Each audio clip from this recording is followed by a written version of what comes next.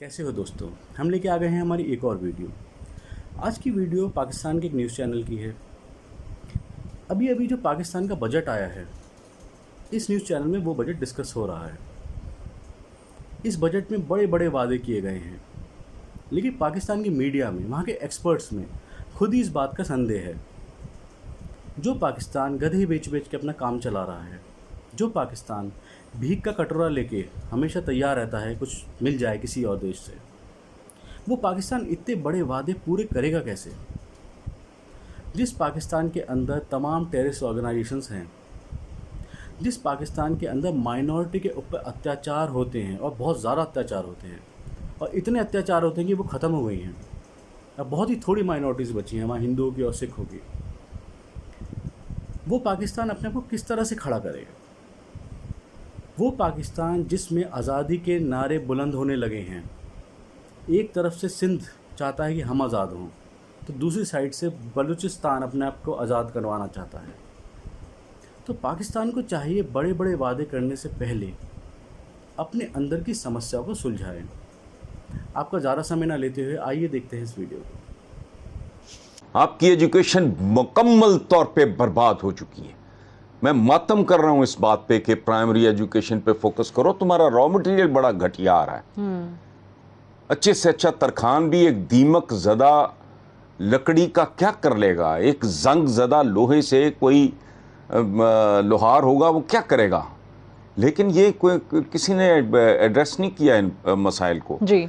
इस मुल्क का साबिक गवर्नर स्टेट बैंक किताब लिखता है और उसका नाम, ये इस गवर्नमेंट से पहले की बात है, वो उसका नाम रखता है governing the ungovernable. Doctor Ishrat की किताब की बात कर रहा हूं मैं। तो जिस मुल्क में ऑब्वियस किस्म के मसाइल सामने नजर आने वाले, वो हल करने की एबिलिटी या नीयत नहीं है, अहलियत नहीं है, मैं इस पे कमेंट नहीं करना चाह रहा। ये भी मुनासिब नहीं है जो जिस तरीके से मिसाल के तौर पे इस बजट को ले लीजिए, जो इसमें बताया गया कि बहुत सारे अहदाफ, बहुत सारे टारगेट्स इसलिए पूरे नहीं हो सके कि सारे का सारा मलबा जो है वो कोरोना पे डाल दिया। जो आपने कहा वो बिल्कुल सही है कि वो प्री कोरोना जो सिचुएशन थी या जो आपके टारगेट्स थे, तब भी तो अचीव नहीं हो पा रहे थे, तब भी आवे का आवा इसी तरीके से बिगड़ा हुआ नजर आ रहा था। देखें, मैं नहीं सादिया, यहाँ थोड़ा सा आप सादगी कर गए हो। मेरा प्रोमो साल हा साल से चल रहा है, सुना होगा आपने।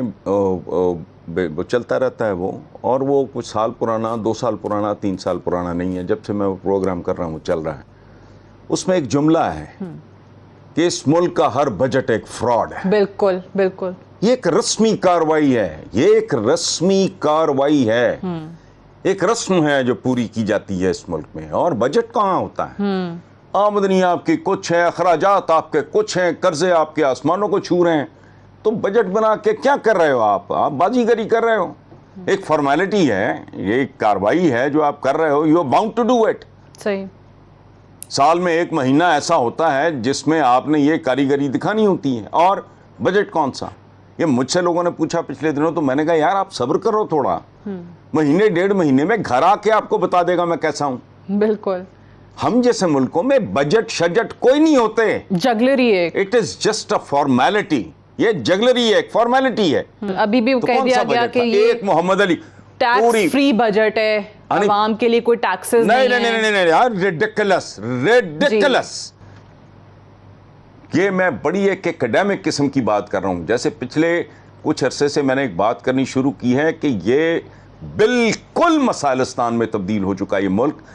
अगर आप 15 से 20 साल का रोड मैप दे के लोगों को एतमाद में नहीं लेते, एक बार आपको झटका देना होगा लोगों को कि यहां कुछ नहीं होने वाला। कि हम कहते हैं ना कि ट्रैक पे चल रहा है मामला, हमारे यहां ट्रैक चोरी हो चुका है। ये जो आके ख्वाब फरोशी शुरू हो जाती है ना कि यूं कर देंगे, मुंह कर देंगे, इतने घर बना देंगे, नौकरियां, वो कैसे भाई? होमवर्क तुमने किया नहीं, मुल्की हालात सामने हैं, मतलब किसको कितना बेवकूफ बनाया जा सकता है? ये कोई रॉकेट साइंस नहीं, कोई अकल की बात नहीं, कोई दानिश की बात नहीं मैं कर रहा। ये मुल्क कोई आए और कहे कि 5 साल की मेरी टर्म पूरी होगी और जब मैं जाऊंगा तो हर चौक से यहाँ दूध के और शहद के चश्मे उबल रहे होंगे, रिडिकुलस बात है। अभी कल मुझे एक बहुत वो चूंकि बहुत सीनियर गवर्नमेंट फंक्शनरी, में नाम नहीं लूंगा जी, को बात हुई, उन्होंने कहा जी कि इमरान की मकबूलियत डैमेज हुई है, पीटीआई की खत्म हो गई है। तो 15 साल, जब मैं कह रहा हूं कि 15 से 20 साल का रोड मैप और लोगों को एतमाद में लो, उनको ज़हनी तौर पे, फिक्री तौर पे, जज्बाती तौर पे तैयार करो, ये लोगों की एजुकेशन भी होगी, तो वो कौन कर सकता है?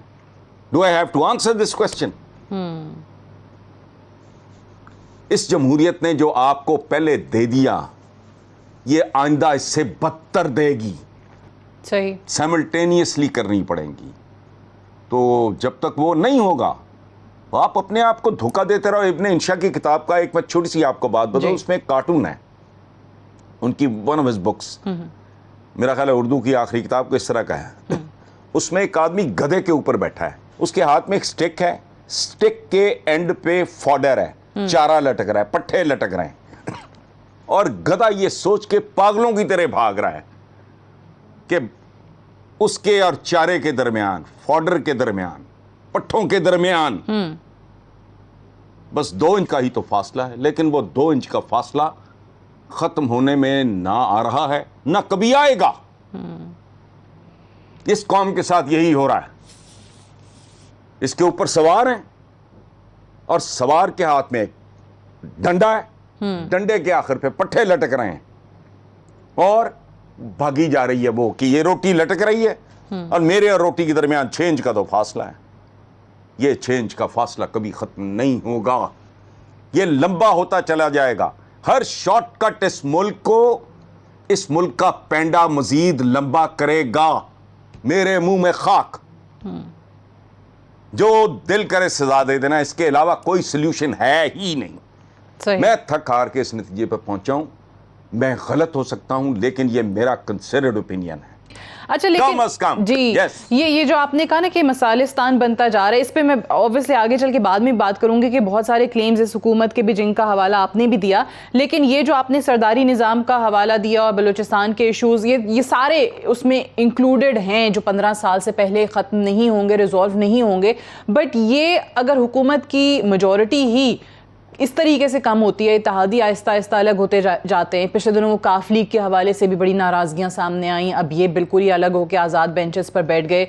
तो ये आने वाले दिनों में हुकूमत ख़त्म करने का कोई इंदिया आपको नज़र आ रहा है? कुछ इस तरीके के मामलात हो सकते हैं? वो एक बड़ा खूबसूरत शेर है कि मिल भी गया तो, मुनीर नियाजी साहब का है, मिल भी गया तो फिर क्या होगा, लाखों मिलते देखें, ये चले भी जाएंगे तो क्या होगा, ये बैठे भी रहेंगे तो क्या होगा।